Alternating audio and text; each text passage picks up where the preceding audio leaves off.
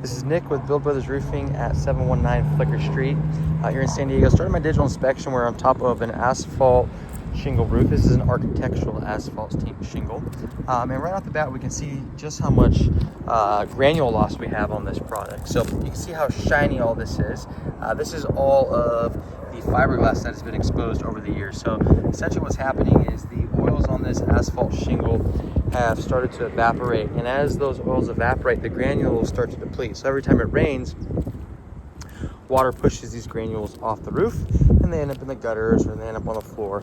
But then what ends up happening is the fiberglass becomes exposed, and once that fiberglass is exposed, the waterproofing is greatly affected. You can also see just how loose this product is also.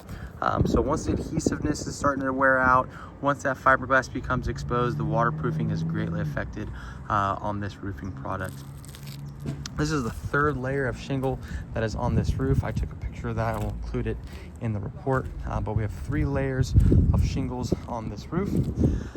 So we're going to have to do a full tear off on this because of the fact that this roof is more than likely around 20 to 25 years old, maybe a little bit older than that. I'd say it's probably around the 25-year mark. But code states that we can only have 2 layers of shingle on a roof. So we're gonna have to tear this down to the decking, which is a good thing because we want to address any kind of bad wood that is going to be on this property. Wood repair is always the unknown variable. We never know how much wood is going to need to be replaced until we tear this roof off when we see what's underneath it. We're going to be replacing these Whirlybirds with O'Hagan vents. O'Hagan vents are flat, low profile vents. I'm trying to see if any of your neighbors have new roofs to point that out, and they do not, unfortunately. For daycare across the street does. That's an O'Hagan vent.